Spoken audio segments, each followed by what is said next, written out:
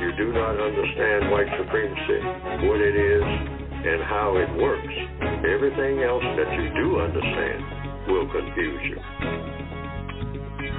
In all of these 9 areas of activity, economics, education, entertainment, labor, law, politics, religion, sex, and war. Anywhere on the planet, minute by minute, day by day, all of the time, all of the time, all of the time.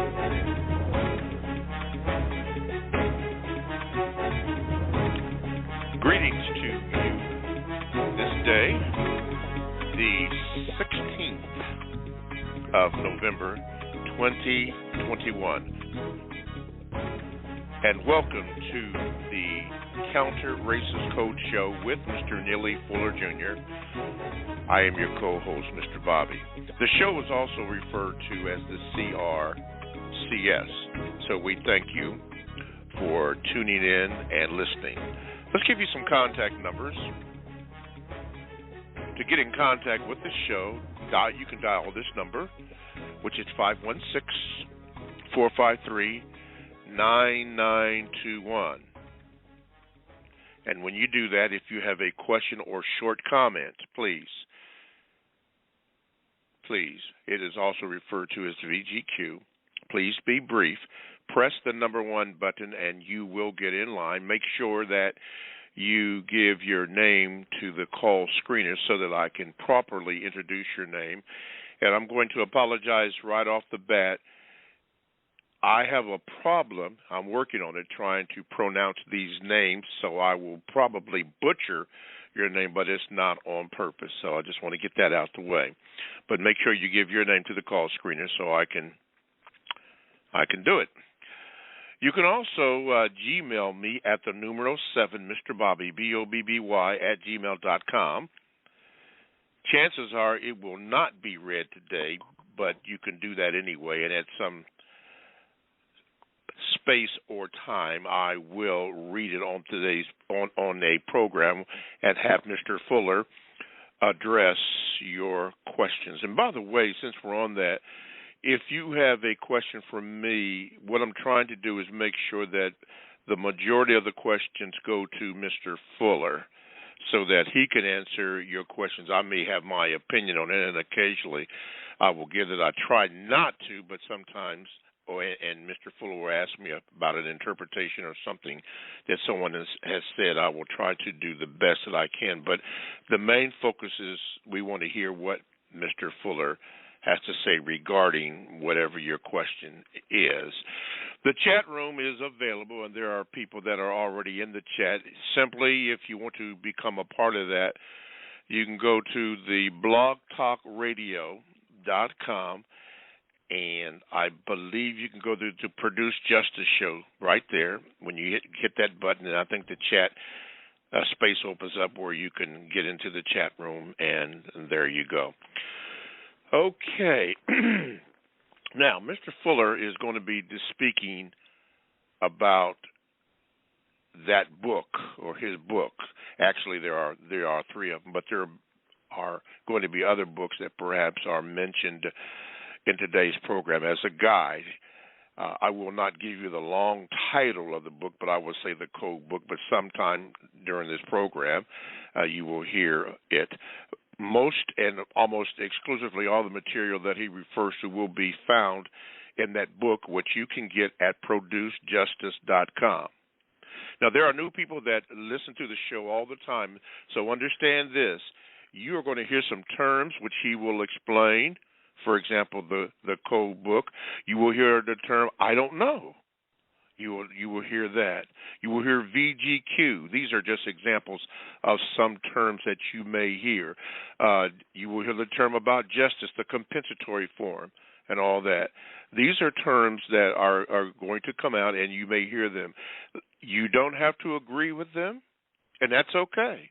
You can disagree with just about everything that you hear, but we're glad that you are tuned in and that you will listen, and hopefully that whatever you do, that you will use logic in determining your point of view. You want to do that.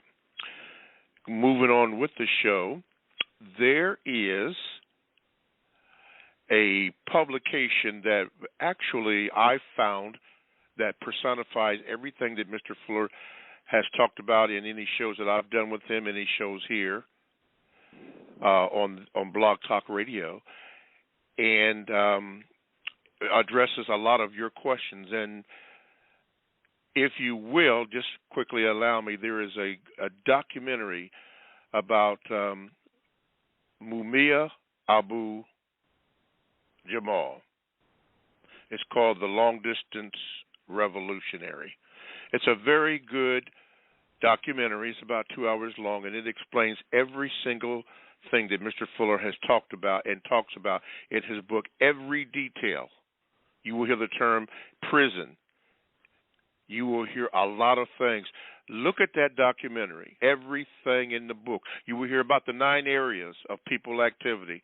This documentary about Mumia Abu Jamal explains it all, the entire criminal system of racism, white supremacy.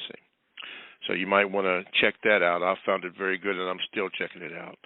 Also, from last week, the word came up, stylism. And I went to do a little research just so we can clear that up. And I got a pretty good definition of it. It says, logically, a stylism is a form of deductive reasoning consisting of a major premise, a minor premise, and a conclusion. That's all that it is. My question was, after I found out what does that have to do with solving the problem of racism? But anyway, someone asked that question, so we will go on from there. That was from last week. I got a message from one of my researchers. Somebody asked a question about black businesses, and Stan the Man Wells, one of my researchers now, has given me some information that I may get a chance to get to you. With that being said, good morning, Mr. Fuller, and how are you this morning? Good morning. I'm still learning. Okay. Mr. Fuller, before we get into today's show, you always talk about your book, and we have many people that call in or listen to the program all the time. Just briefly, before we take Gmails and questions, tell us the importance, and particularly the people that are new coming into the program, the importance of having this code book. The importance of having a code book, in my opinion, is that people are talking about there is a race problem, and I'm saying we need a code book addressed to the individual person about what the individual person can do about it, like get rid of it and replace it with something better, and that something better, logically speaking, since racism is about non-justice, to produce a thing called justice in its place, which means guaranteeing that no person is mistreated and guaranteeing that the person that needs help the most gets the most constructive help. And this is in any one or more areas of activity, or all areas of activity, if the person needs help in those areas of activity. And that would be economics, education, entertainment, labor, law, politics, religion, sex, or war. And if every person who has a problem in any one or more of those areas of activity, that problem is constructively, and I want to underline the word constructively solved, then all of the problems of all of the people on the entire planet in the known universe would be solved. And that's the problems of white people, the problems of black people. But first you have to have the truth about what the problems are, and then the best way to go about solving them on an individual basis, each and every day, by each and every individual person everywhere participating in the solution to a problem without making any new problems in the process. And that's what the book is basically about.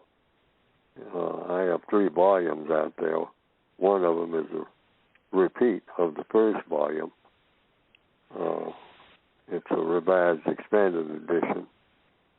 And that's what I call the basic code book.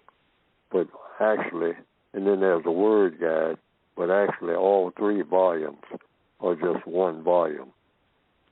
But the ones that I recommend now, it's the latest ones, the 2016 edition and the 2010 edition, which is an addition to the 2016 edition. It's a word guide, all about how to use words, because this is in the English language, and people who speak other languages will probably have to interpret it in their languages throughout the world, because the race problem is a world problem. But I only speak this one language, so that's how the book is written. I would like to have it in all languages, this point of view. And it's a code book. I say it's code because anything that works efficiently is supposed to be coded. The system of racism itself is coded, and that's why it's successful.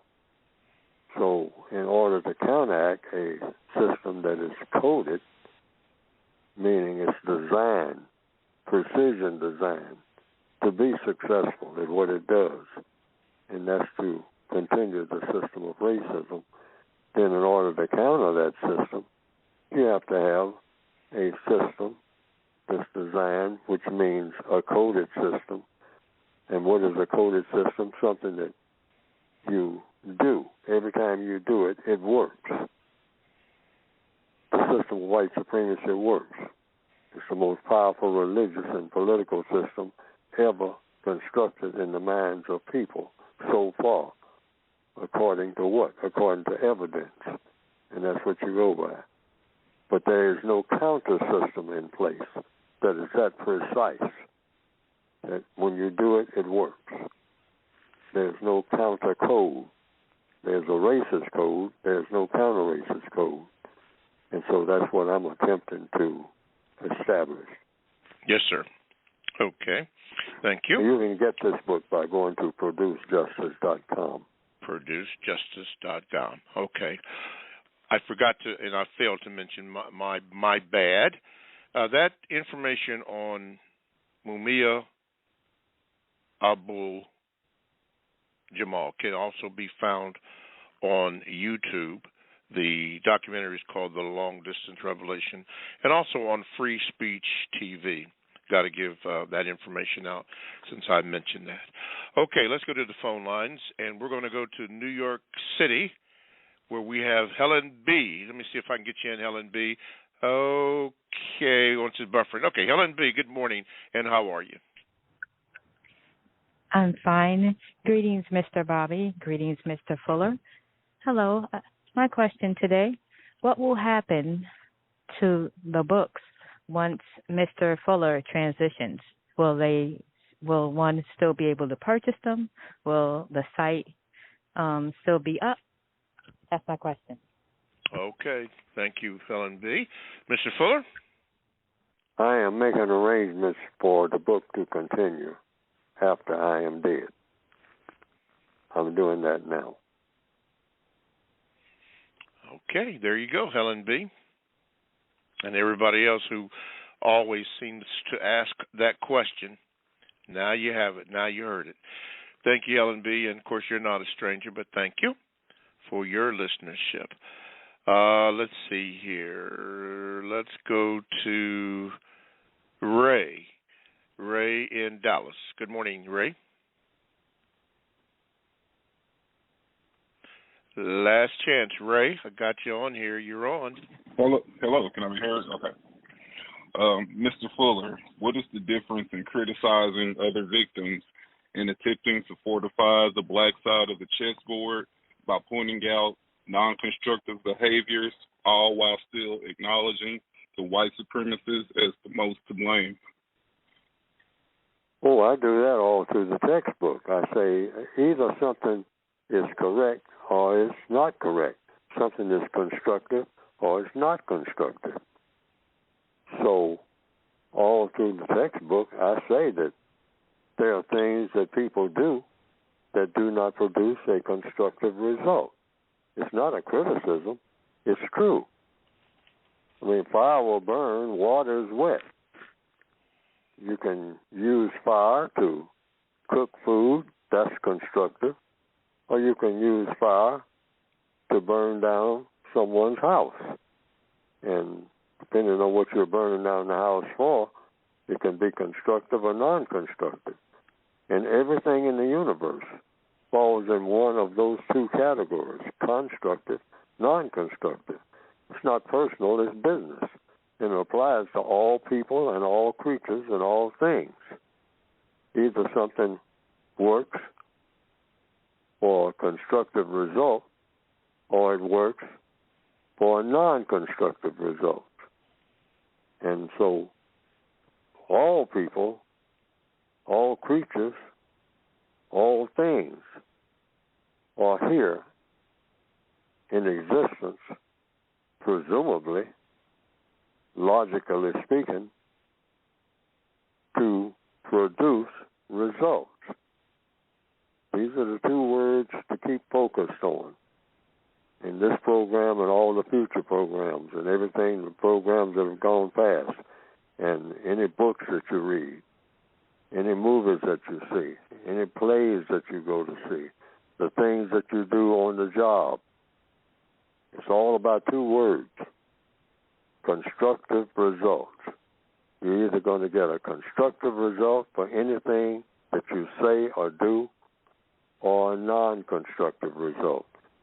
And naturally, just like the caller is saying, someone will say, well, it sounds like you might be criticizing black people, and should you be criticizing black people?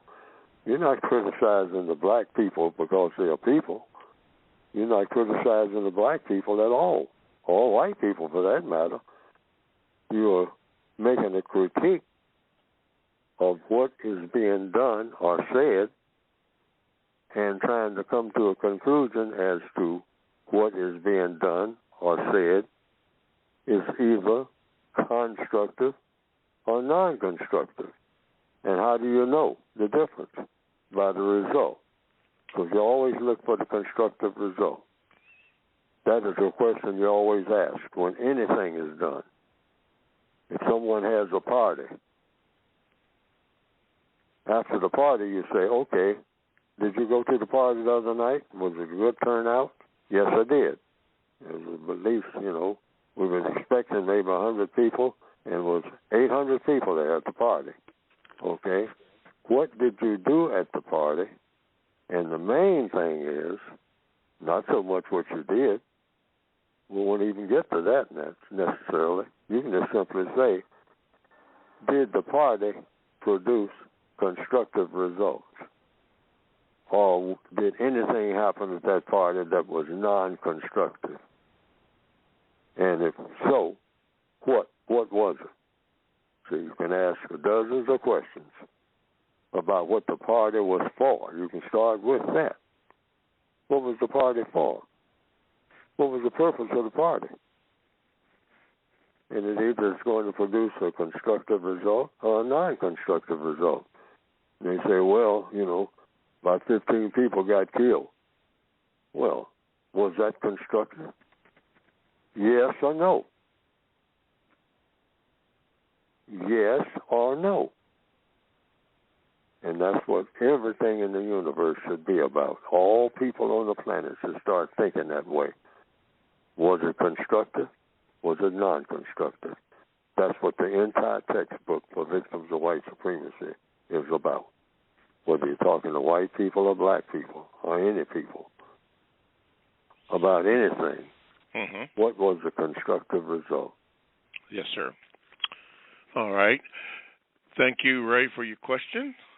Let's go to the Gmails. This is Nizaniel question, but I think we've done it over the last two shows, so this is the third question. He says, Mr. Fuller, what does Mr. Fuller think or does Mr. Fuller think that it is solely within the black people's capacity to replace white supremacy with justice, i.e., without the assistance/cooperation of other non-white, non-black groups? Oh, all non-white people should participate, and all white people, for that matter, in solving this problem in a way that produces nothing but constructive results on the part of everybody involved, and everybody should be involved. No exceptions. No such thing as people being left out. That's it. That's why I wrote the book. It's addressed specifically to the victims of racism, but white people, I recommend, should read the book and say, you got it all wrong, Fuller. They found something that they say is in error, not going to produce a constructive result, and then make their case. I've said that right from the beginning. And I'm willing to listen to anyone. And every victim of racism should be willing to listen to anybody who says they think they have a solution. In particular, white people who are in the excellent position to solve the problem, since the problem of the system of white supremacy was instigated and came into fruition, came into existence, presumably, and according to all the evidence, by white people. So anytime you put something together, excuse me, you are the person that knows how it's put together. So you can unravel what you put together. If you put it together, I guess, unless you have another explanation. And I address that to the white people who may be listening. And if they criticize black people's approaches to the problem, if they do, no white person has come to me and made any kind of criticism down to all the years I've been out here, other than a couple of white men shouted something at me from the audience one time when I was talking about the code book. And before I could invite them up, which I did, to the stage and make their case, they scampered out of the room. So I never figured out what that was all about in depth. But I've had no opposition. That's another thing. In all the years I've been out here, from any white person about what I'm saying at all, as far as I know. Not one word. I hear all about this CRT and all like that. No one has directed that at me. They may have done it, and I don't know about it, but it hasn't come to my attention. And any white person can address anything that I'm saying, any black person, because we're looking for what? The truth. Not just having any regard for Neely Fuller. I mean, he's just a person who is on the planet trying to figure out what to do about the world problem, which is the race problem. And either you know what to do or you don't. Either you're making suggestions that are logical or you're not.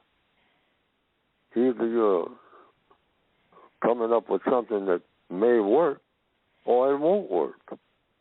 And that applies to anybody, white or non-white. Yes. It's not personal, it's business. Okay. All right, Nathaniel, the answer to your question. For those new people who are new to the program or just joining or don't understand, Mr. Fuller is speaking about having this code book, just call it the code book. He will explain more the general title of it as the show progresses on. But you need the book as a manual to understand what to do or what not to do when addressing the race problem, and it is a problem. To supplement that, for those who have a problem in reading, you may, as a suggestion, want to look at the documentary Mamua, the long-distance revolutionary. You can obtain it by going on YouTube and putting that in Mamua. Mamua Abdul Jamar and what has happened. And in my opinion, and only my opinion, it personifies every single detail and addresses the 9 areas of people activity that Mr. Fuller will address throughout this show and has already started to address. But this addresses it where you can see it. And you don't have to agree with it, but you can see it. And then make your opinion on that. It's also on Free Speech TV. You're listening to the Counter Racist Code Show with Mr. Neely Fuller Jr., and I am your co-host, Mr. Bobby. Let's see, we got about 5 minutes before we go to the first break. Let's go to Pennsylvania. One of my researchers, Stan the Man. You're on with Mr. Fuller. Go ahead, please. Yes, sir. Good morning. Yes, sir. Good morning, gentlemen. And I'm going to try my best to be brief. I ran across a documentary film called My Name is Pauli Murray about a not so well known civil rights activist in the mid 20th century. And she had been, doing a lot of work in the legal world trying to alleviate the segregation and all things that black people were dealing with. But she was talking about how the lynching of Matt Parker in April 1959 was her breaking point. That she just had to get out of America. And I remember Mr. Fuller talking about Matt Parker and the effect that had on him.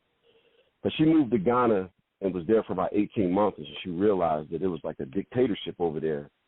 And she wanted to come back to the United States. And that made me think of Eldridge Cleaver. And when he was in exile, he sort of found himself in the same conundrum that he left America, but he needed to come back. And so the question I have to you, Mr. Fuller, is despite the legacy of slavery, segregation, lynching, etc., how has the United States been able to maintain its allure despite all of the negative things that have happened to black people and immigrants in America? And I'd like to stay on the line in it for the answer. All righty. Ms. Fuller? Well, it depends on what a person means by the United States. A state, according to the code book and the word guide, by definition, it's a person. A person might ask, what is a state? A state is a person. A person is a state of being. That's what a state really is. I mean, when you finally say, what exactly is a state? You say the state does this or the state did that. What is a state? A person. One person is a state. One person is a state of being. So you say United States. Okay, so now we got united people. Okay? Well, people united about what? That's the question. Well, you say, what would you call a united people? Well, are people united in everything 24 hours a day? You say, yes and no. Oh, either yes or no. Well, you might discuss that for 50 or 60 days. Are people united in everything 24 hours a day? And how many people? Where? When? United about what? They say, everybody was united in their opinion of the latest cereal that came out for breakfast cereal. How many people? What people are you talking about that were united on this? I don't know anything about it in cereal. Now, that's a person that wasn't even in on it. Didn't know anything about it. Didn't know that some conference was held somewhere and that the people who were at the conference were united. So how many people were at that conference? Oh, it was 20. Oh, well, what about all the other people who were outside of the building where they were having the conference? Were they united on that was the best cereal that put on the market that particular day? They didn't even know about anybody even having a conference. So it depends on what do you mean by united. See, that's what the code does. So when you ask questions, that question will lead to an answer. And that question may lead to another question, which will lead to another question, which will lead to another question. until finally you come up with the final question that will lead to the final answer. Okay, hang on, Mr. Fuller. Hang on sir. there, because we have to take a break, but we'll come right back on that question. What do you mean about united? You're listening to the Counter Racist Code Show with Mr. Neely Fuller, Jr. I am your co-host, Mr. Bobby. Now, to get in contact with the show, just simply dial 516-453-9921. Press the number 1 button so that you can be heard, or if you have a VGQ, you can do that. But whatever you do, please, ma'am, please, sir, make it brief so that we can get back to the questions and also the Gmails. Mr. Fuller will discuss more about his book, which you can get by going to producejustice.com, and also all other inquiries that you may have, including when he may be able, or when he is going to speak again on another radio program. He will announce that, and that will also be up on there. And I understand all the books are in. Okay, I think that's all I have to do right now. Okay, so welcome to the new people that are listening to the program. You don't have to agree with everything that you hear. In fact, you might be a little confused, but keep on listening, and we're sure that by you purchasing the book or listening to what people have to say, that it can help straighten it out. After all, someone said Rome wasn't built in a day. I don't know. Maybe that's true. Maybe it's not true. I don't know. I wasn't there. Anyway, welcome to the program. Mr. Fuller, you were speaking about a question. What do you mean about united? Continue, please, sir. Okay, and I don't want to add to the confusion either, because I'm quite sure that at this point the listening audience may be a little confused about the kind of answer I'm giving. But what I'm saying is this is the type of thinking that the code is supposed to produce, that you want to know. The person said they went to Ghana, I think. That was the place. And they didn't like the dictatorship, so they came back here. And because what is it about being here in the United States that was different from what was going on in Ghana? So I said, well, what do you mean by United States? So it might be another question should be asked, and another question, and another question. Well, wait a minute. What did you go to Ghana for? Now we're getting somewhere, maybe. Why not ask that question? What did you go for? Now, if the person went for some things and you didn't get those things on account of somebody had what they called a dictatorship. Now, I don't know what the things were, but that's one of the first questions that has to be answered. And that is, what did you go for? You must have gone there. You left here and went somewhere else for a reason. What was the reason you went in the first place? Because that gets right to the core. So you first have to know, what the person was looking for when they went there. Were you looking for water? Were you looking for soda pop? Were you looking for popcorn? Were you looking for trying to be an Olympics runner? Were you looking for the scenery? What were you looking for? You must have gone there for a purpose. And evidently you didn't get what you were looking for, so you came back to a place where you could get what you were looking for. So, see, that's what I mean by this logical process of getting right to the core. The person came back to the United States. Well, United States, is that really the issue? What were you looking for when you left this area of the world and came back to the area of the world where you left? And what were you looking for when you came back? And they say, well, it was easier to get. Well, first of all, what were you looking for? Yeah. You know what I mean? That's yes, how sir. you get right to the core of everything. Because they told, it was just said what was found, a dictatorship. Well, now, the system of white supremacy is the greatest dictatorship in the world.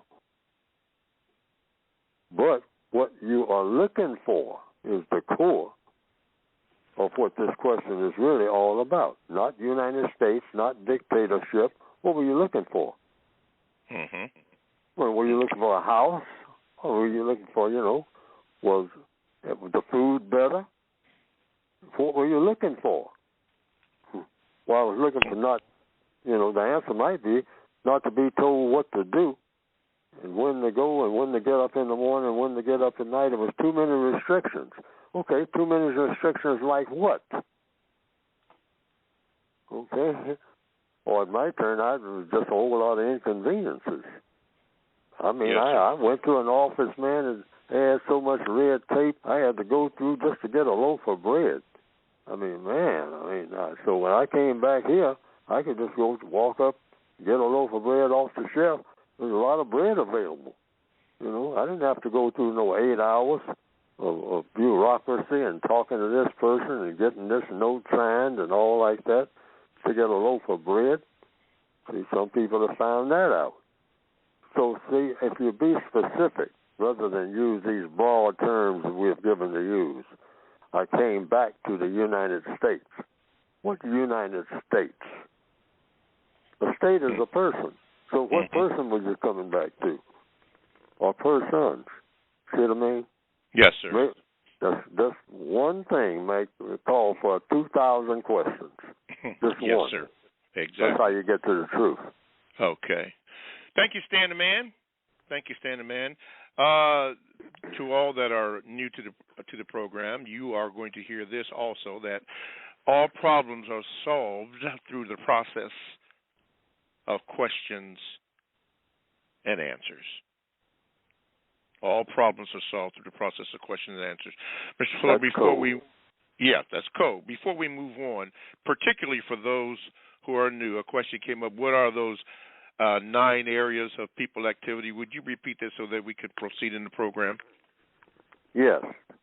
I invented those 9 areas. Some people say it should be 10 because I didn't add health. But I included health in the first area of activity, which was economics. Health is healing. Well, all of it is health, all the 9 areas put together. Because if you have these 9 areas, you are healed. And here they are. Economics. That's number 1 in alphabetical order. Number 1, economics. 2, education. 3, entertainment. Labor. Law. Politics. Religion. Sex. And war. Those are the 9 areas of activity that I came up with many years ago, and I listed these areas in the textbook for victims of white supremacy because these areas will cover everything that people do or are involved in 24 hours a day. In the book, the suggestions that I make and the viewpoints that I present are under these 9 areas in the book itself. Yes, sir.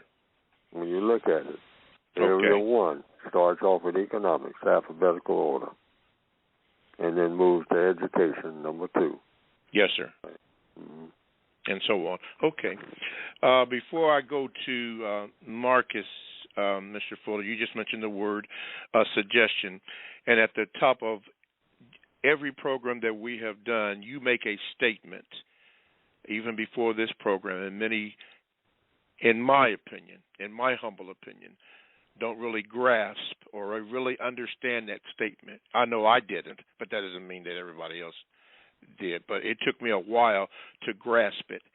And it simply is your opening statement. Even in the book, you open up with this statement.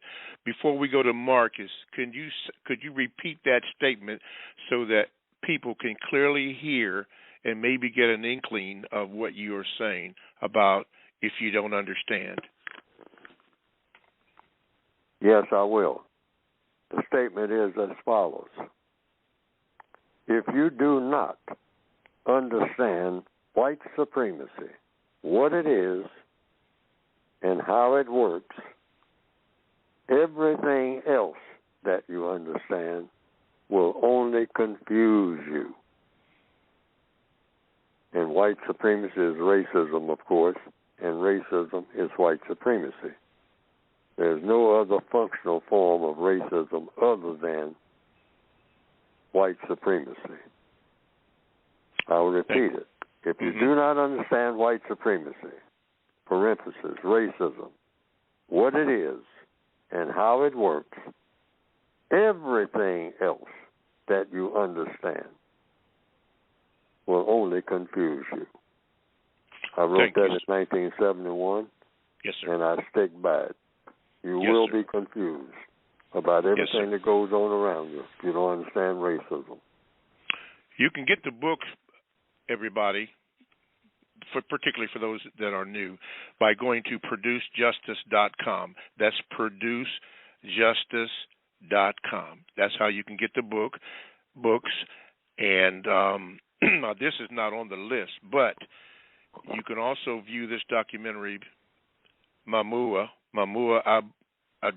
Abu Jamal, and it explains everything that Mr. Fuller just quoted, every single thing, so that you could actually see it if you don't have time to read the book in its entirety at the beginning, but you will.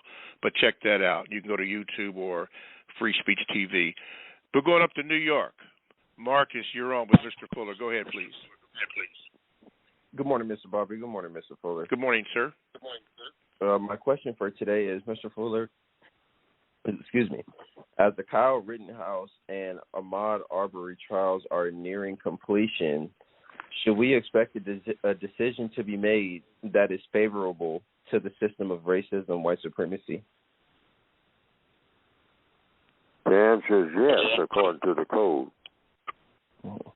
You always expect in the system of white supremacy something to happen that should not happen.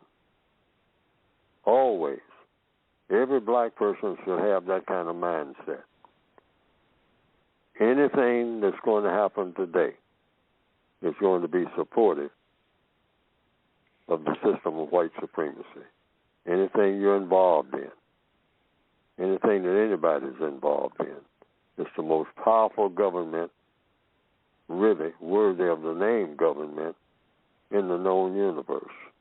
It's called, in capital letters, the system of white supremacy and or racism in all areas of activity. So in the area of law, like this particular case you're talking about, the Rittenhouse case, I've heard about it and seen it on TV and read about it in the newspapers. To the extent of my knowledge of it and understanding, if it comes out in favor of the white supremacists, that shouldn't be surprising, whichever way it works. Because in the system of white supremacy, everything is supposed to be supportive of what is already in place. There is not but one government in place in the entire planet called Earth, and that is the system of white supremacy. That's the only government in existence. There is no other. Even so-called powerful governments. A lot of people will say, well, I've traveled all over the world. That ain't so. Well, I'm saying it is true. So that means that either that statement I made is true or it's false.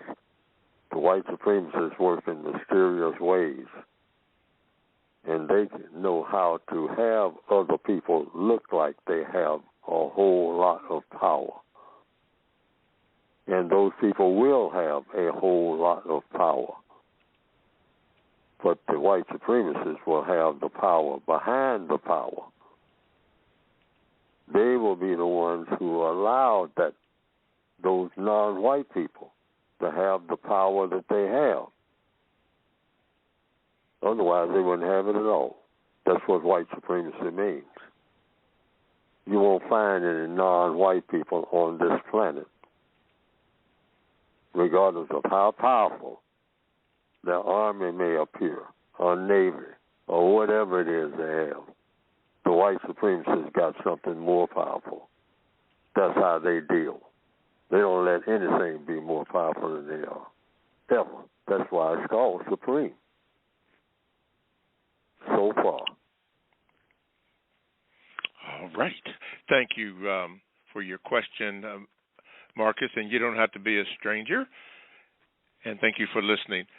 Going to the, I was getting ready to say the great state of, but let's go down to Texas, and we have Muhammad. Muhammad, you are on with Mr. Fuller.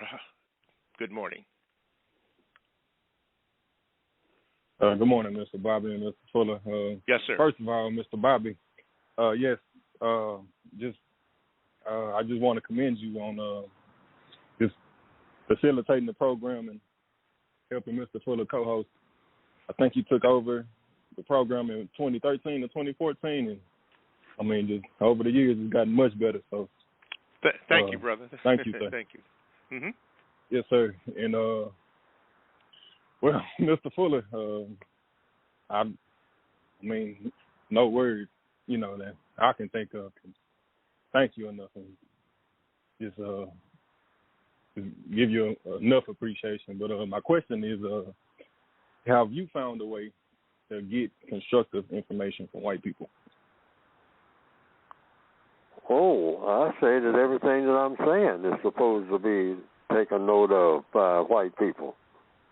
I don't leave them out, even though my book is written for the victims of racism. But by addressing the victims of racism and talking about what victims of racism should do, including myself, whom I identify as a victim of racism, I'm saying white people should take note of what I'm saying and what I'm trying to do, and take an interest in ending racism, or those who want to keep it make their case.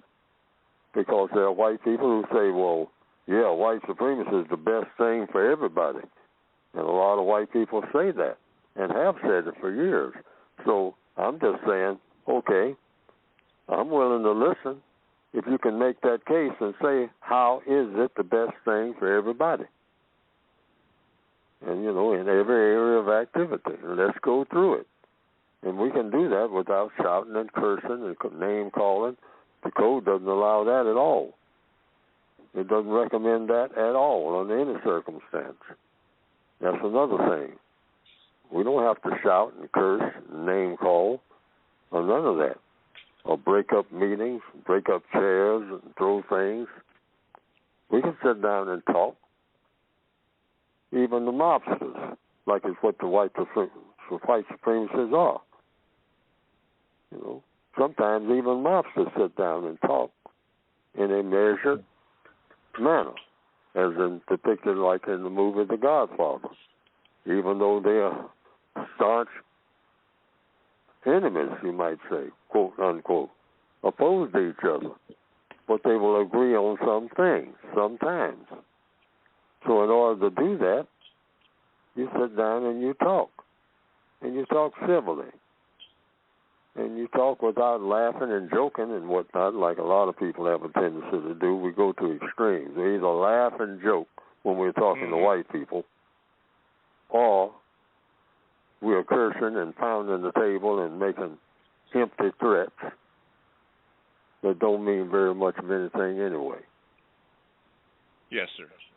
Absolutely. We're usually very extreme.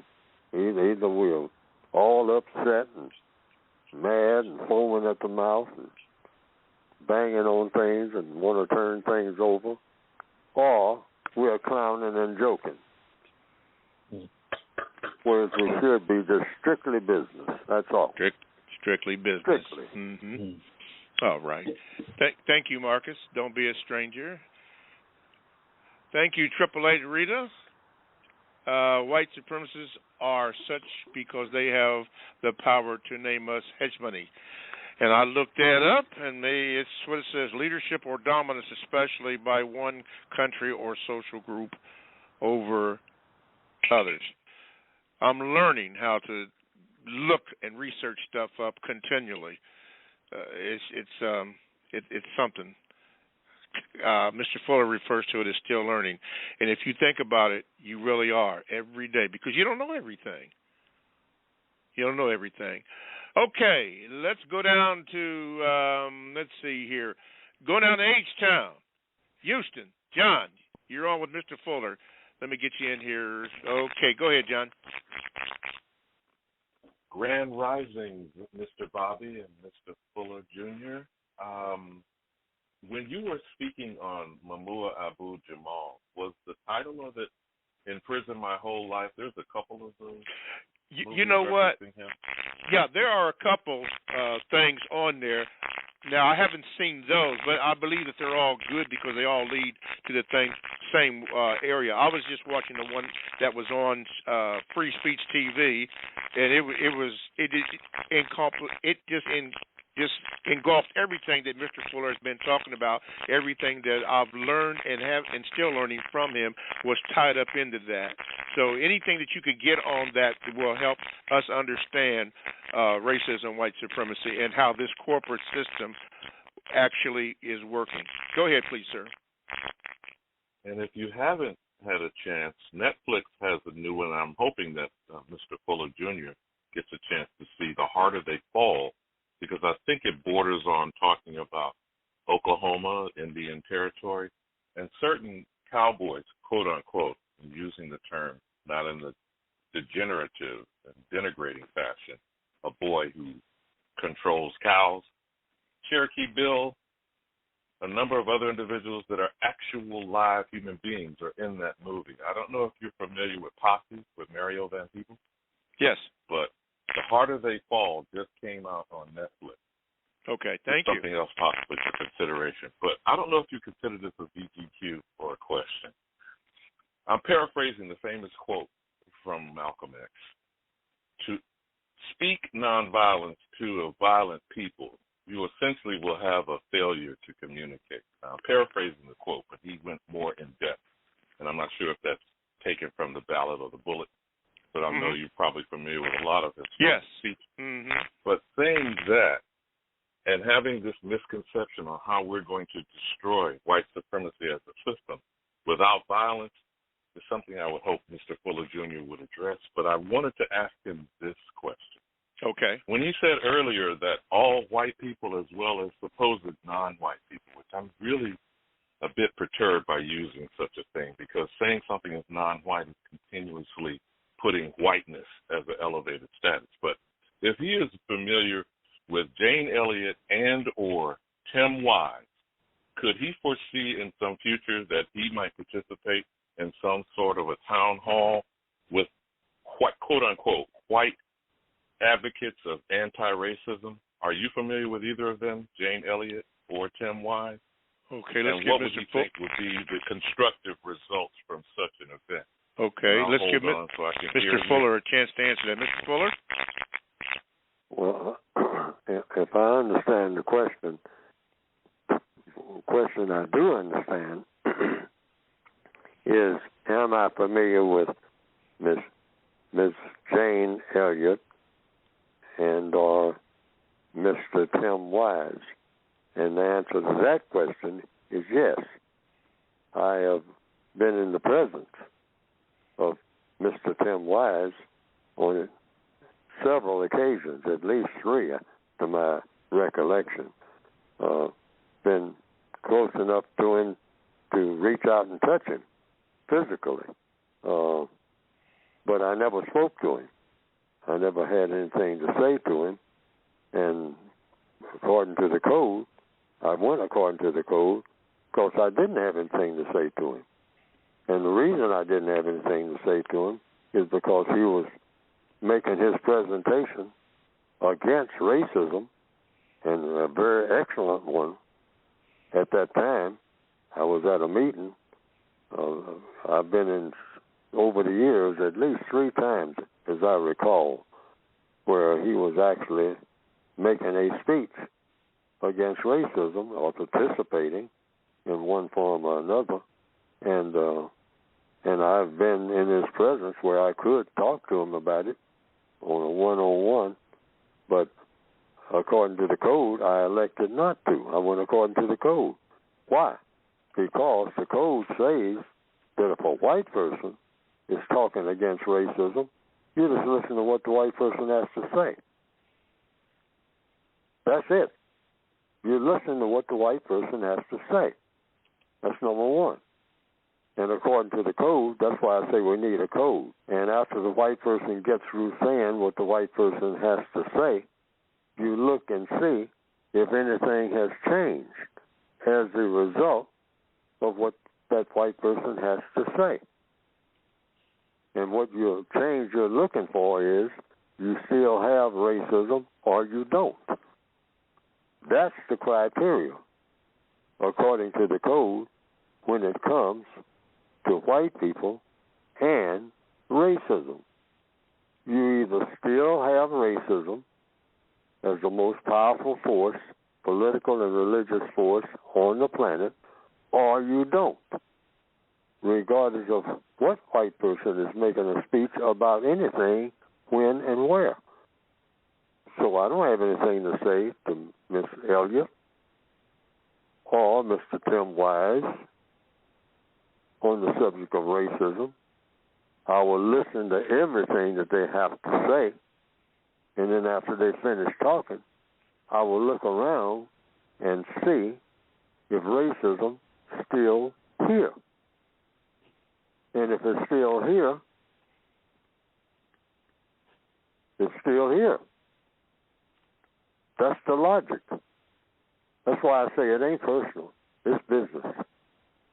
Racism still exists after the speeches made by Miss Elliott and Mr. Tim Wise, two white people, as far as I know. And like I said, Mr. Tim Wise makes excellent speeches. But what I look at is not so much what Mr. Tim Wise says or does as an individual. I look and see what the objective is to end racism. And so far, racism is still here. So I have no comment about Mr. Tim Wise and Miss Jane Elliott or any other white person who is talking about racism. Anything that they have to say, I'll listen, but I'll always look. This is what the code calls for. After the speeches are made, is racism still here? That's my question. And if it is, it is. Okay. Got to leave it right there. I keep doing what I'm doing. Okay, got to leave right there. Thank you, John. Before we close out this hour, which we have a minute to go here, what Mr. Fuller has also referred to, there's a documentary on YouTube called with Mr. Fuller and Dr. Randy Shore. It's called Hot Air. We have to get results. We're looking for results. You'll hear Mr. Fuller in a different voice saying that, and it's good. It's on YouTube. Mr. Fuller and Dr. Randy Short talk about that. And before we go, thank you for Unknown to help me pronounce Mumi Abu Jamal, I think is the correct pronunciation. I'll probably mess it up. Thanks for listening if you have to go. You've been listening to the first hour of the Counter Racist Code Show with Mr. Neely Fuller. Thank you again for listening. For those of you who are going to stay, we have another hour of the Counter Racist Code Show with Mr. Neely Fuller Jr. So hang on. For those that do have to go, hopefully you'll be back next week. We'll be back right here in about 10 seconds from right now.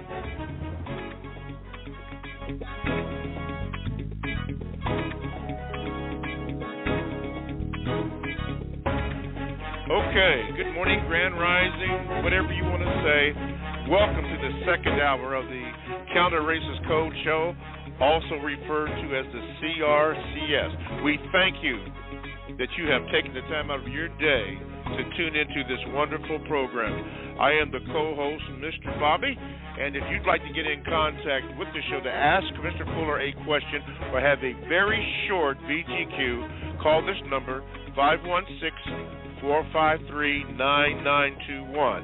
Press the number 1 button, and you will get in line.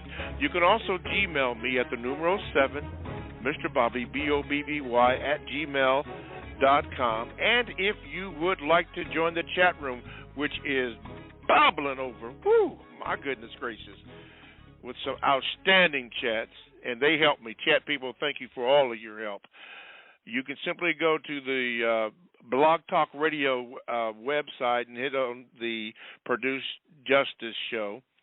And then when you hit on that, there's a little window will open up where you can get into the chat room. I think that's the easiest way you can do that. If I'm wrong, trust me, one of my chatters will let me know about that. But I appreciate all of my chat room people. But let me introduce to some and produce the others, Mr. Neely Fuller, Jr. You're not going to understand everything that's being said. You may disagree with that, and that's okay. It's okay, because the one thing that we don't want is confusion. But what we do want you to understand is we're looking for CR, constructive results. So with that, let's do this right here, and let's go to Ms. Caller. I think she might be in the district. Let me see. Ms. Caller, at least that's what's on my screen, D.C. District. You're in. What is your question for Mr. Fuller? It's in reference to page 38. In what book? The United Independent Compensatory Code System, revised and expanded. Okay, good. There you go. All right, page 38? Yes. Okay. What's your question, dear? All right. If you encounter the part that says note, if you encounter a situation in which a white person is in a sacrifice condition and you are able to be of constructive help to him or her, be willing to offer that constructive help. It is important for all non-white people to know and understand that according to compensatory counter-racist logic, they have a duty to always be willing to be of constructive help to anyone who is suffering. The help should always be given in a manner that best produces a constructive result. And then later down, if you go down a few paragraphs, it says, be aware that white supremacists sometimes present themselves as being helpless.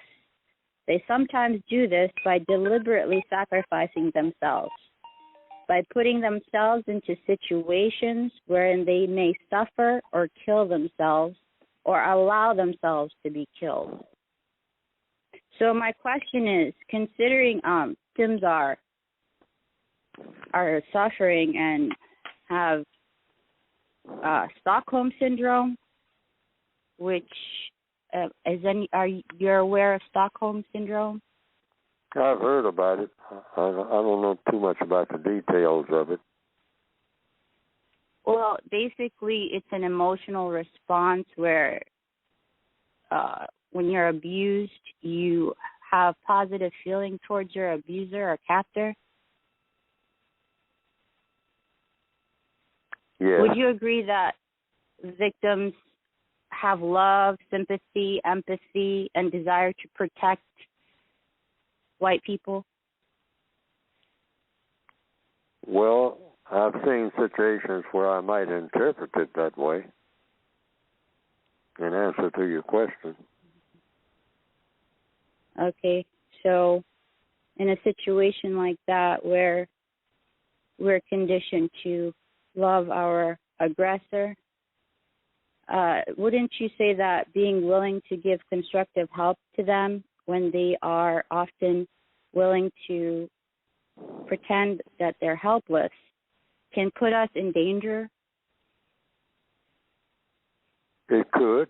It depends on the circumstances. That's why I put it in the book.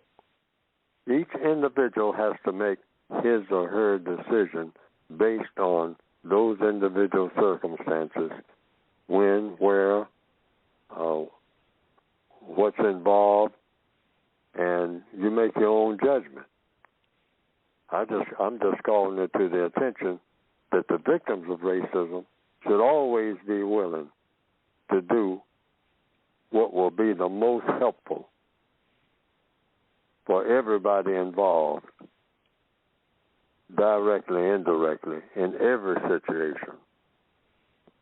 Do the thing that will produce the most constructive result.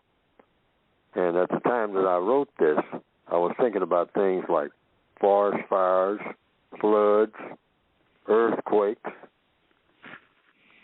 See, an earthquake affects everybody. So if you see a white person who may be a doctor, who's actually working on people who were killed, or injured in an earthquake, and the people are black. I'm just giving this as an example. And the doctor is white. The only doctor that is there within 500 miles, or the only doctor that's available in the entire so-called country. And that doctor happens to be white. And that doctor is trying to work with an injured arm.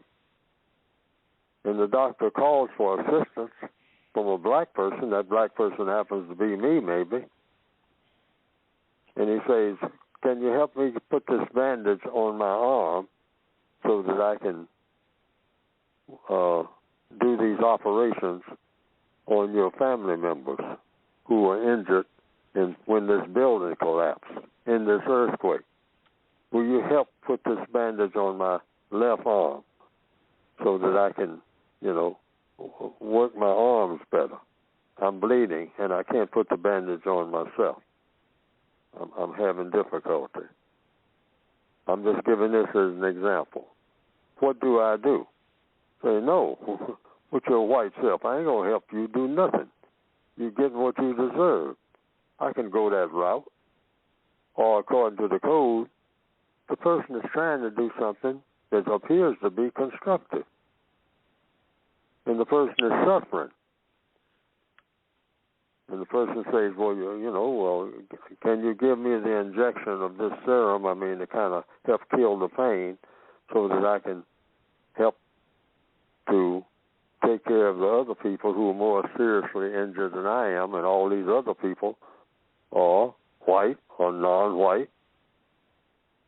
And so you assess that situation, and you say, now here, what is my purpose on this planet? My purpose on this planet is to produce a thing called justice. So on this particular circumstance, I may be given a test as to how I will act when there are no white people around and there's nothing but black people. Sometimes they call it a character test. So I will make that decision based on what? Constructive results. What's the most constructive thing to do under those circumstances? You help the person who is trying to help the people who are trying to help the people. All the people, white and non-white. This is an earthquake. Some of us haven't been in that type of situation, but you might be confronted with that type of situation, and you want to know, in spite of the existence of the system of white supremacy, what do you do? Mm-hmm. And the code is very specific about that. You do the most constructive thing. You say that this could be a test of me about how I will act after racism is gone. Am I a person who is, bitter or grudgeful or let some personal thing override the overall situation as it's presented to me, because that situation is presented to you for a reason. because the white supremacists themselves say that, we might as well keep the system of white supremacy because look at how black people act, even among themselves. Mm-hmm. They're crazy. They kill each other, sitting around plotting against each other. They spend full time trying to figure out how to harm each other. You want black people to be in charge of anything? These type of people, all these dark-skinned people all over the world, that's all they do. Sit around, just eat, sleep, make babies, and kill each other. That's all they do. That's all they're good for. And if you don't knock their heads together, they'll never do anything that makes sense. And when you look around for some evidence, there's plenty of that. Yes, sir. So this thing about bragging about black people got to stop, too. The code says that. Black people don't have no leg to brag about nothing, nowhere on this planet. The way that we act toward just each other when there's no white people around. And that's been proven over and over again and being proven as we speak right this minute. Right this minute. Okay, thank you very much. From the Gmail, Chris Miller had this to say, Mr. Fuller, about the movie list.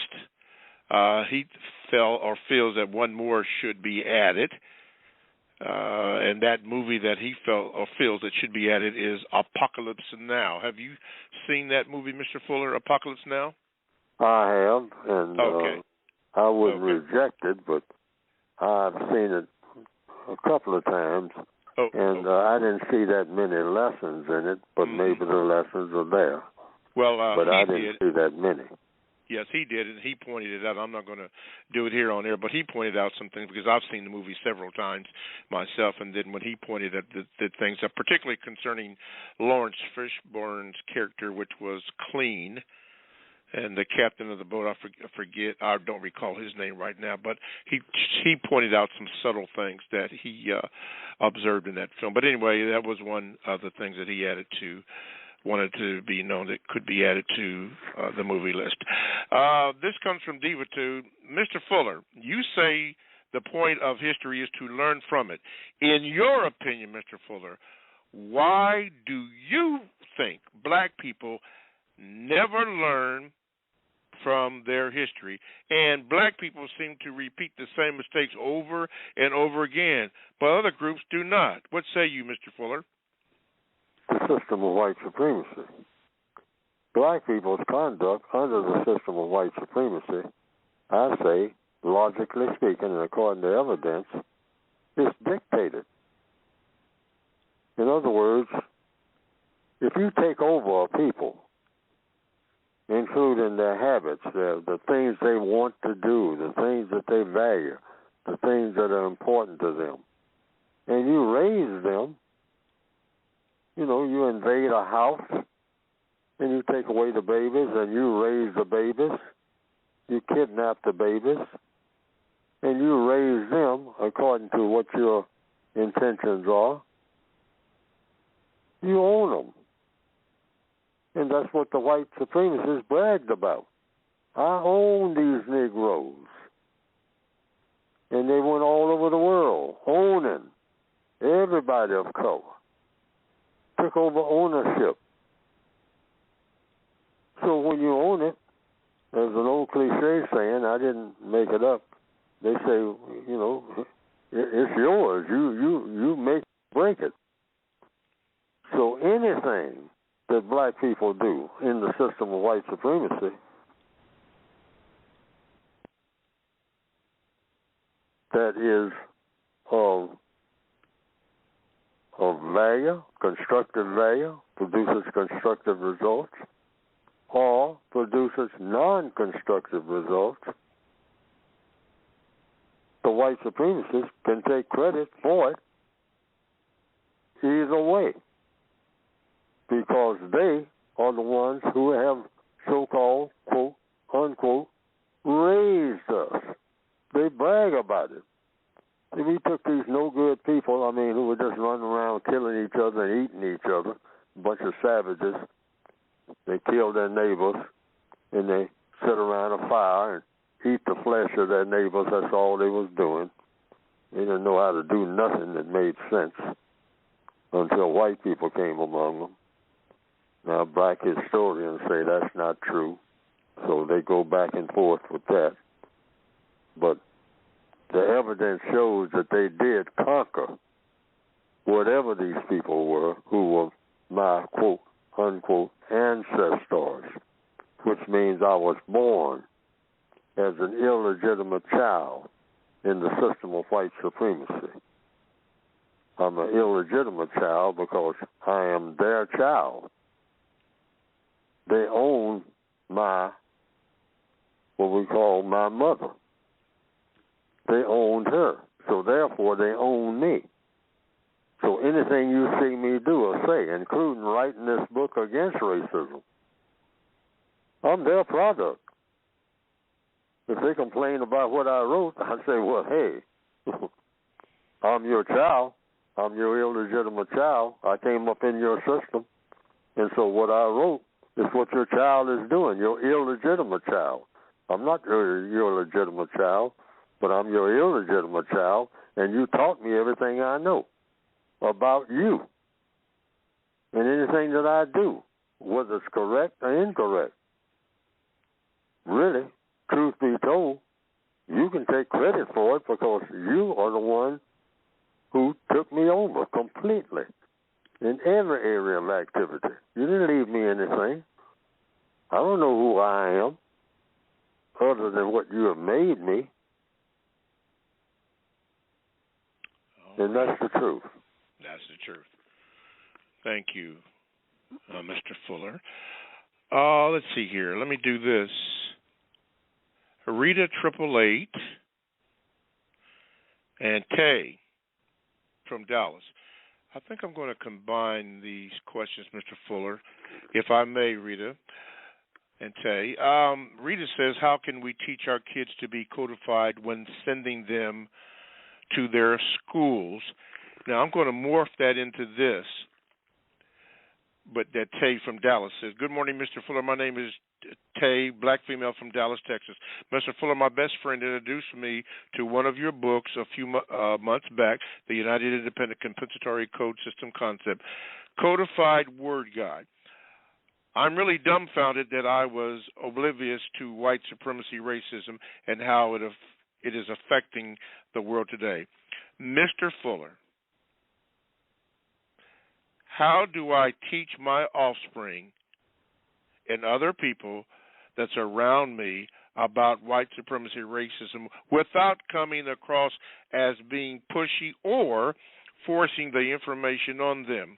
When I speak about white supremacy racism to others, they tend to ask me, am I losing my mind? And my answer to them is no. I have 3 young black male offspring. I'm afraid for their lives. It sickens me to know that racism is still going on and that a lot of people's eyes are still closed at the situation around them. As a black female before now, I really believe that we were free from slavery. I just realized slavery still exists. It's just undercover. Wow. So sad. Thank you, Mr. Fuller, for sharing your wisdom with the world. We really appreciate you. And then again, morphing in Rita 888's question, how can we teach our kids to be codified when sending them to their schools? Mr. Fuller? All of them are their schools. Their meaning the white supremacists. They run all the schools anyway. Doesn't make any difference what school they're going to. So, in answer to the question, the whole world is a school, so you just teach them the truth. And when is the best time to tell anybody anything? Is when they ask questions. They ask questions. People have asked me for years, what do you tell young people? I say, you tell young people the same thing you tell old people. You just tell them the truth. And the best time to tell anybody the truth is when they ask you a question. You don't have to force anything on anybody. But I recommend, if I was going to school today, I would like to have Neely Fuller Jr.'s textbook for victims of white supremacy. And I could walk into any classroom, and I would sit there and listen to anything that everybody was saying. And I would be absolutely confident that I could handle the situation, because while they're talking, I'd be looking at what's in the textbook for victims of white supremacy. And I'd be comparing it with what I'm hearing. And that is it. That's why I wrote the book. People ask me, well, what do you do when you have to go to white people's schools and all like that? I say, you're in white people's schools, you're in the white supremacist schools, just being in the world. So you do what you do. You look for constructive results. Yes, sir. Constructive results. That's what you do when you go anywhere. And it doesn't make no difference who's speaking. Black people, white people, any kind of people. If it's an animal talking, you look and see, hey, what's the constructive result? Yes. What's the constructive result of what I'm listening to? So if they're saying this and that about history and all like that, just listen and then hold up your hand and do what? Ask questions and compare the answers you get with the questions that you're asking with the answers that's in the code book. That's my recommendation. Alrighty. Just tell, if you're sending what you call your child to a school, or send them out into the world or on a job anywhere else. They're in the world. The world is a school. It's a university. That's why they call it the universe. Okay? So you just want the correct answers to questions. That's all. From yes, anybody, whether it's black or white. Correct answers to questions. And the correct answers will lead you to what? Either constructive results or non-constructive results. And that's what you look for. Just hold up your hand at the end of a class and say, Professor, if you don't mind, I have a question. Well, what you just said in this last presentation that you made to us, what is supposed to be the constructive result? You can just ask that question. That's loaded. Just that one question. In anything that's presented to you by anybody. Because everybody's a teacher and everybody's a student. Mm-hmm. Like you have said before, Mr. Fuller, and I've heard you give this same answer again and again and again, and you said it at the beginning of this particular question, which is just simple to me now that I understand it. Just tell the truth. Yeah. Tell the truth to your kids. Mm-hmm. Moving along here, someone asked a question last week about black businesses and why do they fail. And my man, Stan, gave some good information. I'm just going to relay that quickly. Somebody called in and asked Mr. Fuller about why black-owned businesses oftentimes fail and are not successful. I ran across a video from CNBC titled, quote, "The Future of Black Businesses," end of quote. Quite naturally, people can do additional historical and financial research, but this is a great video that covers over a lot of it in 18 minutes in length. There are other videos on YouTube that are done by Wall Street and Forbes as well, but I felt that the CNBC video was one of the best and most current videos available. Hopefully this information is of value to the listeners and to that person that called in and asked, why do black businesses fail? Appreciate that information very much. Okay, let's move on here and see. We are going to go to L.A. Here we go. Swah. You there? Yeah, greetings, Mr. Bobby. Greetings, Mr. Neely Fuller. Jane Elliott and Tim Wise are both admitted white supremacists. You can find that evidence from listening to Context of White Supremacy radio broadcast interview with them. And my question for you, Mr. Neely Fuller, is what is the constructive value of being suspicious of people who classify themselves as white? What is the constructive value in doing what? Being suspicious of people who classify themselves as white. The constructive value is that you're in a system of white supremacy. So any white person who is able to be a white supremacist may be one. Where's the logic here? Where's the seeking of justice here? That would be the question, or could be the questions, and the answers would be that it's logical because there's no master list of who is and who is not a white supremacist, as far as I know. Now, this list may exist somewhere where you could punch it up on the computer and say that Mr. Avery Jefferson, who lives next door to me, he's my neighbor, and he's very friendly and very helpful and all like that. But I'm suspicious of him, and I want to know, is he a white supremacist? Is he a racist? And I want to know if he's on the racist list. And you could go to your computer and you could look up Mr. Avery Jefferson, and his name would come up on, yes, he's a bona fide racist. He may appear not to be, but that's what he is. Okay? But I don't know of any such list. And I don't think such a list even exists. So, in the absence, talking about logic now, you know, if you were in court and you had to present your case about racism, and they ask you, you know, who should you suspect of being a racist? And you say, I suspect any person who is white, who is able. Now, the person has to be able to be a racist. Meaning what? By able. See, that's another question. Able to tell one color from another. In order to be a white supremacist, you have to be able to tell one color from another. If you can't tell one color from another, you cannot be a racist, because that's a basic qualification.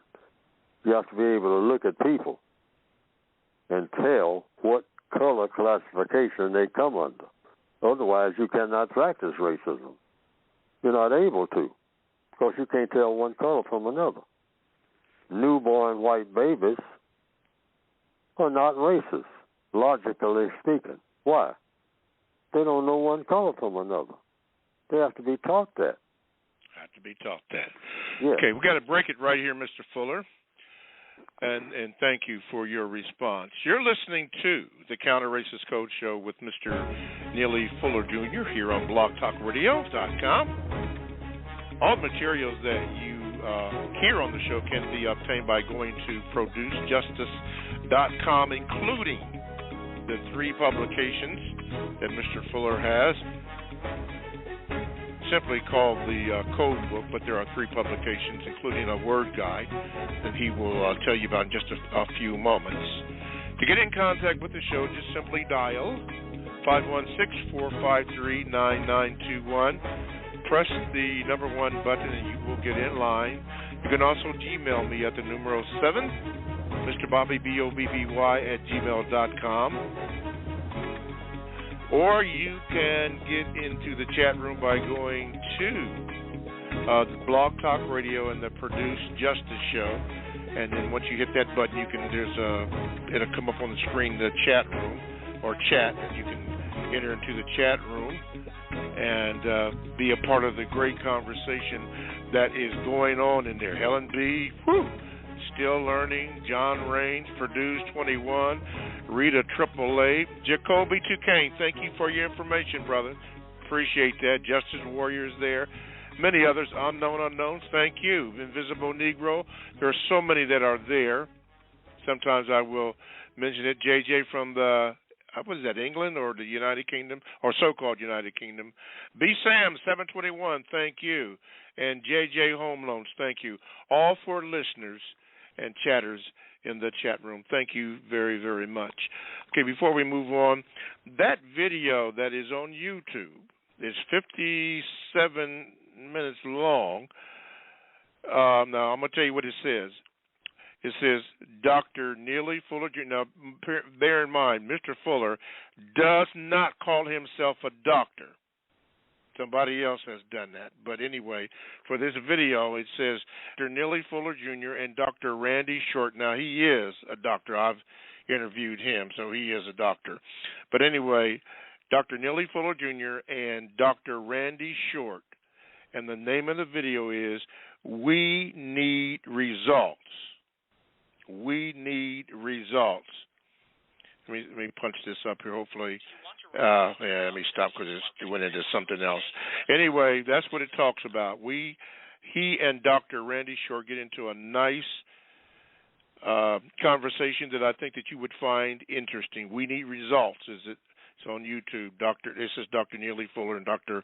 Randy Short. Again, Mr. Fuller does not classify or call himself a doctor. Other people have. So just keep that in mind. Anyway, let's do this. Thank you, Swab, for your comment, and thank you for all the work that you're doing out in L.A. Okay, we're going to get some holler from the dollar. That means we're going to go to New York with the holler, and here he is. Go ahead, Dollar Bill, holler. Hey, everybody. Just wanted to say I came in and I just want to ask Mr. Fuller this question. Some good talking this morning. And hello, Mr. Bobby, and good morning, Mr. Fuller. And good how morning, are sir. you? Mm-hmm. Okay. All right. So I was listening to John, and he asked a very a good question, which was he dealt with some question about Martin Luther King. I'm saying this, not Martin Luther King, Malcolm X, with about how are we going to really obtain a different system, right? I mean, because that's what we're talking about here. And what I was talking with a friend of mine, and he was like, well, dude, the only way that black people or non-white people are going to take control is if they have the gun and the power to take it. Fuller has always said that he compares white supremacy to a crime syndicate or a government that is corrupt and will do anything to defend their supremacy.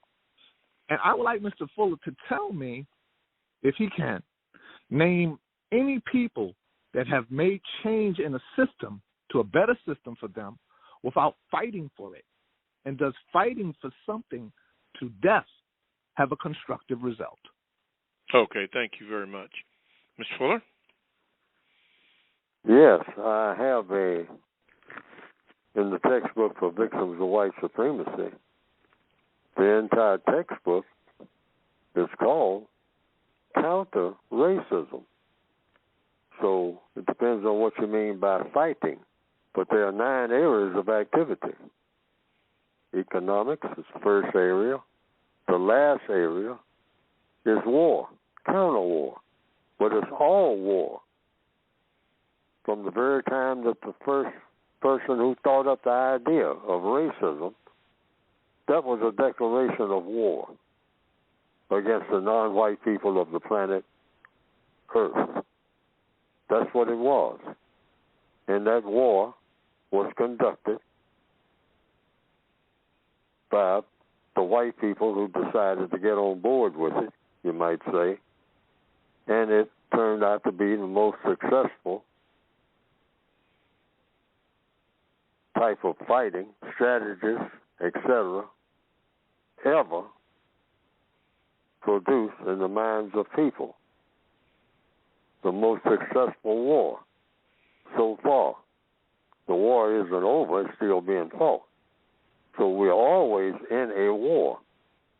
But there are 9 areas of activity in a war, in any war. Even though you can segment it, you have supply systems, you have a little of everything in a war. You have an educational system in a war. Sometimes people call it indoctrination. But if it's a correct counter-war, it should be education. Meaning education means you look at all sides of and all viewpoints, taking those into consideration. Everyone, you don't leave out any viewpoint. You are willing to listen to criticism in an education system. You're always seeking what? Truth. With indoctrination, you're not seeking truth. You just intend to do what you're going to do. And the system of white supremacy is a system of indoctrination, because they believe in telling lies in order to what? Help to maintain the system of white supremacy. Mm-hmm. So in answer to the question, if you're talking about violence, nonviolence, and counterviolence, because there's just three types of violence. Violence, which means you are the aggressor if you're the violent one. Counterviolence, which means someone is trying to counter your aggression. And nonviolence, which means that you just opt out to do nothing at all, and it's whichever way it goes, that's the way it goes. You give over to the violence of the person who is being violent, you submit to it, or you elect not to be counter-violent, which is what codification is about. Counter-racist codification is about counter-violence. It's not non-violence, it's counter-violence. And that would come, if you're going to put it in a neat package, in the war section, the 9th area of activity. So I don't know what the caller is making I don't understand the question, I think.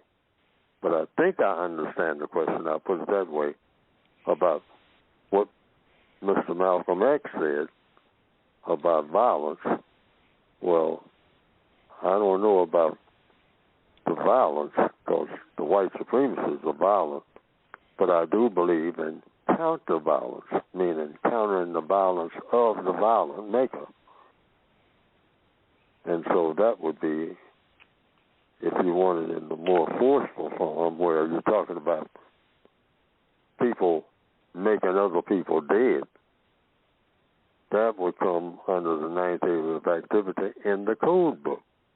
So if I'm asked about that, I just direct people to read the section of war and counter-war, which is in the code book, because that's about counter-violence, which includes making people dead who are not dead. But there's a way that's recommended to go about doing it. And all of the particulars according to what I say should be counter-racist science in doing that. But I don't talk about it in specifics on the air because it lends to confusion. Yes. I prefer that a person just read that whole section and then draw their own conclusions about how they will react to what they just read. But that is inclusive. The code does not leave out anything, any area of activity. That's why I call it the 9 areas of activity, about what to do and what not to do. Make suggestions about every situation that comes up. Now, there's no such thing as a complete code yet. I'm just making an introduction, you might say, to what we need is a complete code. Now, when do you have a complete code? It's when all problems are solved. Yes, sir. Oh, okay. For your information, Mr. Fuller, and for the callers, I think Miss 888, or rather Rita 888 had mentioned this. I think she may have. This show, and Brother Muhammad, I believe, mentioned it earlier about this show. This show is growing very much. Facebook sends me figures, numerical figures, as to the growth of this particular program, even more so, Mr. Fuller, than on the previous site that we were on together. I won't say it's unbelievable, but more and more each week it continually grows, and Facebook sends me updates as to how many people are listening, how many people will make contact, and I think the word is engagement and all that kind of thing that they do, which I'm still trying to process in my mind exactly what that means. But the show is going. Your work is getting out. People are listening. People are speaking, educating their themselves along with their children, and having group discussions, as SWA is doing out in L.A., and a few others are doing all across this concept called the United States, which are not united, but it is a corporation. But just wanted you to know that, and I know that there's much more work to be done, but it is getting out. I can even look at my call list right here and see how many calls we have, or the chat room has just exploded. 4 times as many people are in the chat room as they really are, and that's good. That's good. I think there's a limit in how much they get on. But anyway, just for informational purposes, Mr. Fuller, yeah, the show is growing, and it's going to continue to grow. Never stop growing. All right, Gary Jones. Thank you, Gary, has asked a question. This is from the Gmail. He says this, Mr. Fuller, before we speak about your book. He says this, Mr. Fuller, what is the difference between escaping poverty and escaping blackness, or trying to? Well, black people are poor, even when they call themselves rich. Because if you're subject to the system of white supremacy, you're in the poor category. You just have a lot of things and a lot of comfort, maybe. But, slaves can have things and comfort. There are some slaves that are more comfortable than others. But you don't make those kind of comparisons in counter-racist science. You say that either racism should exist or it shouldn't. That justice should exist or it shouldn't.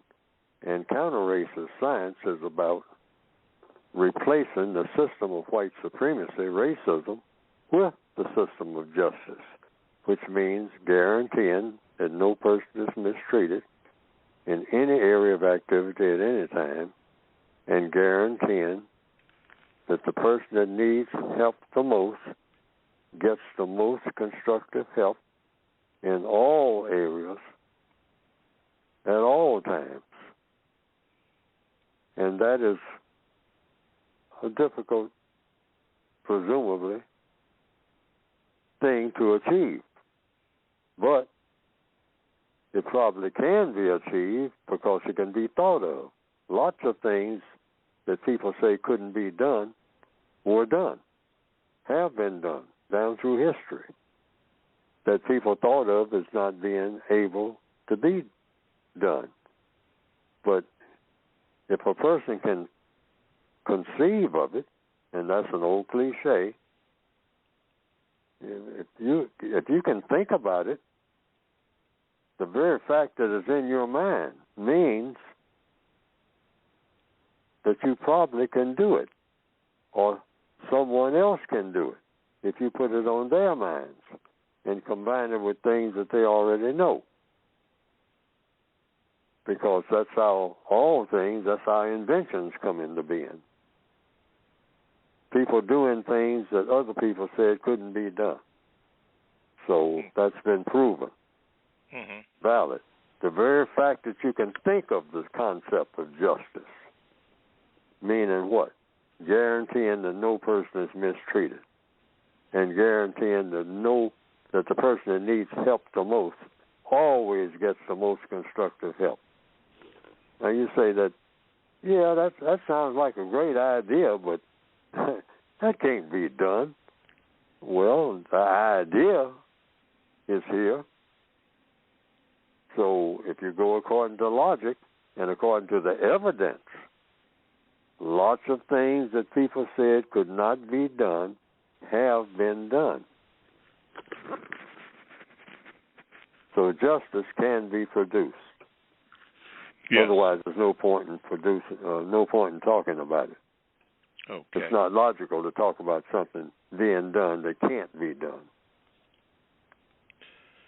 Before we go on to the books which we're getting ready to discuss, one of the a documentary that will help you. I want to use the word personified. Help me out, Rita 888. Personifies what Mr. Fuller talks about in great detail.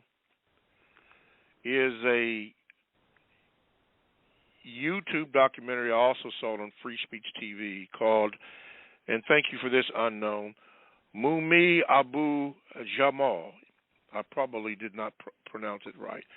But if you would look at that documentary, for those that don't want to take the time to look at the book or books and understand the books, this will help you understand what the books are talking about visually, that you can see and you can hear what has been going on and make a decision as to who you are. Somebody mentioned the word political prisoner. Maybe we all are. Check that out. But at this time, we've been talking about it the whole program. And now Mr. Fuller will discuss his books. Mr. Fuller? Yes. The book is about doing something that many people, I've heard people say it, cannot be done. And that is replacing the system of white supremacy with a system of justice, the system of justice. You say that in capital letters. The system of white supremacy is real. That's the presumption. And should it be real? No. What should be real? A system of justice would be better than a system of white supremacy. The white supremacists said there's no better system than the system of white supremacy. But when you look at it, you say, well, that's what the white supremacists say, and they say it's the most efficient system for getting things done ever thought up. And they are telling the truth when they say that, when it comes to producing things. So what's in error about the system of white supremacy? Well, it gets a lot of things done. It produces a lot of things more efficiently than any other system ever thought up in the minds of people, according to the history of the world. But so why not keep it?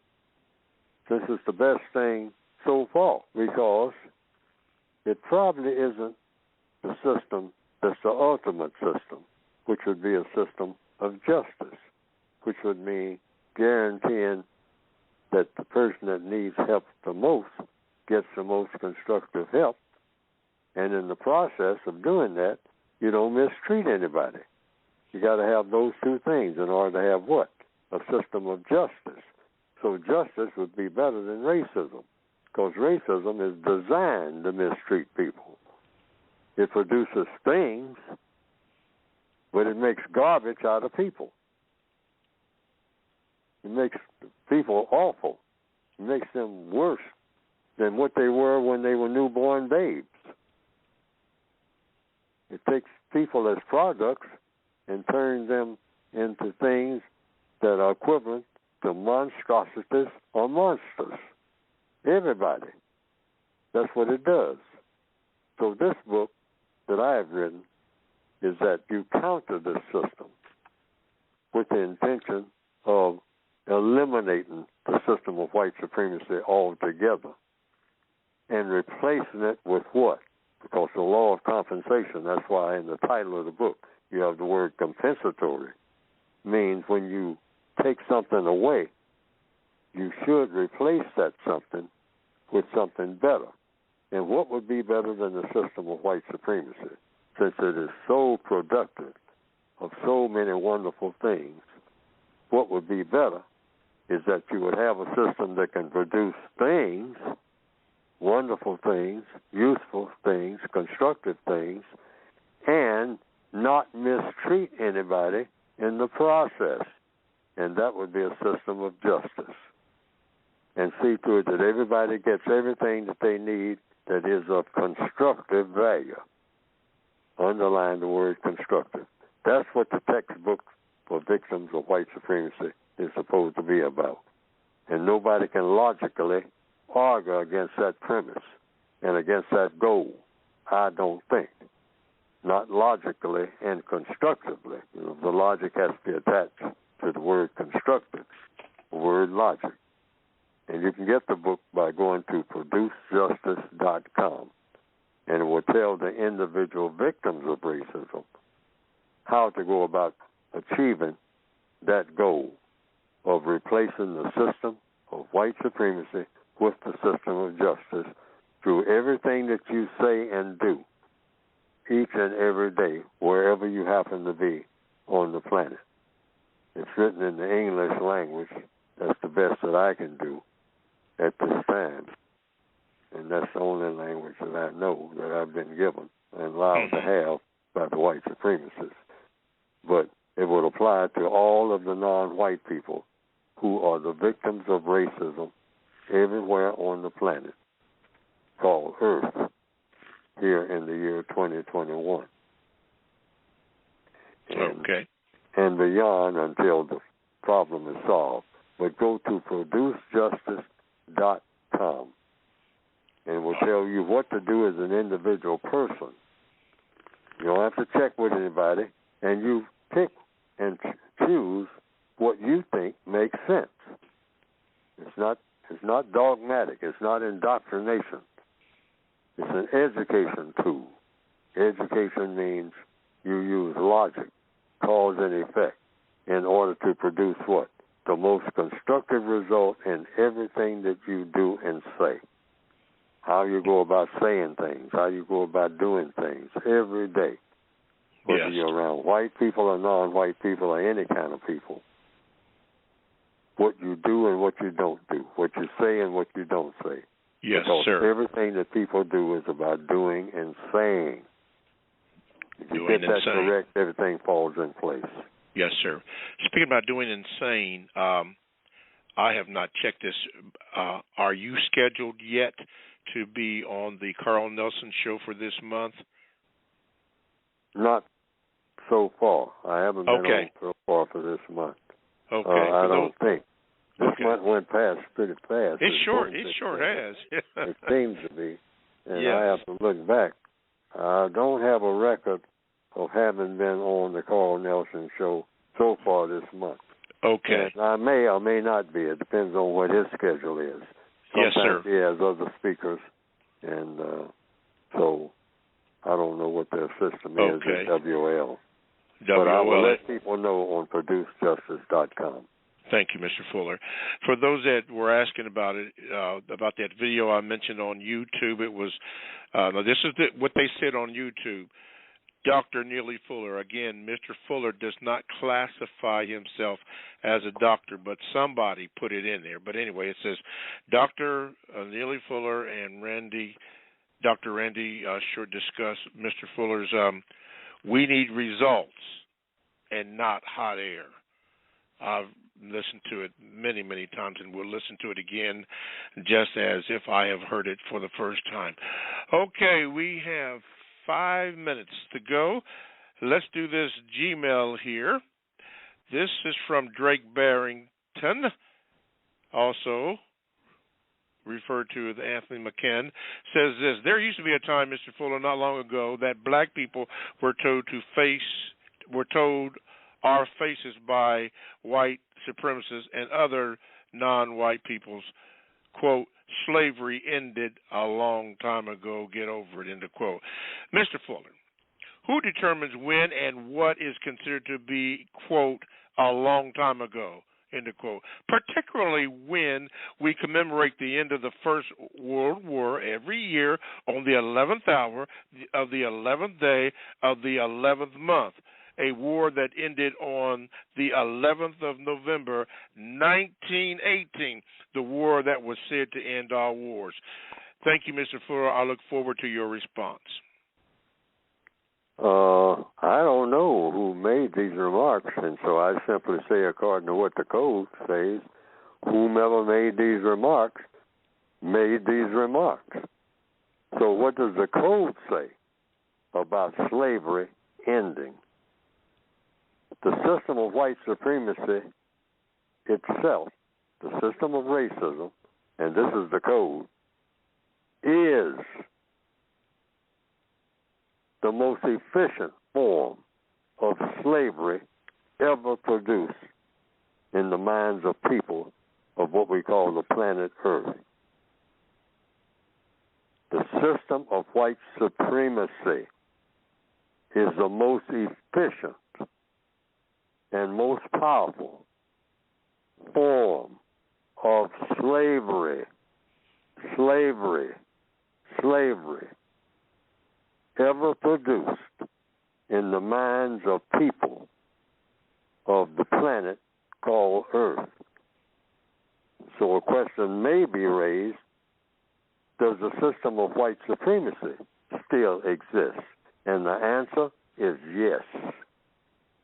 So if the system of white supremacy is a slave system, the most efficient slave system ever thought up, and it still exists, then slavery in the year 2021 still exists, unquote. Slavery did not end. Slavery is here, alive and well, in the year 2021 in the form of, in capital letters, the system of white supremacy. Is that in bold print, underlined, slavery. Got it. Well, that comes to the conclusion of these 2 hours. It went by so fast as the month is concerned. So let me give the thank yous out. Thank you for all the people who called in, all the people who are chat room, and all the information that you have given us, and for you, Mr. Fuller. In the remaining 1 minute and 24 seconds, Mr. Fuller, I'm going to give that time to you right now. Here's something that's in the textbook that I want people to think about. All people, white people, non-white people, since all of this controversy about coming out with the truth and what should be taught in schools and whatnot, and CRT and what books to ban, I just want everybody to think about this statement and determine whether it's true or false. Now, here's the statement. Either the system of white supremacy is to blame for all of the problems that involve black people, or black people are inferior to white people, or both. I'm going to say that again. Either the system of white supremacy is to blame for all of the problems that involve black people, or black people are inferior to white people, or both. This statement should be proven to all as being true or false. Gotta leave it there. Thank you, Mr. Fuller. Thank you, callers. Thank you, technical team. Thank you, the lawyers, our researchers, and all. Stan the Man, Swa, 888 Rita, Helen B, 69. Thank you all. We apologize for any mistakes that we've made. We're trying to get better. We're still learning. So we'll try to do better next week. Thank you. Mr. Fuller, last word, 20 seconds. ProduceJustice.com.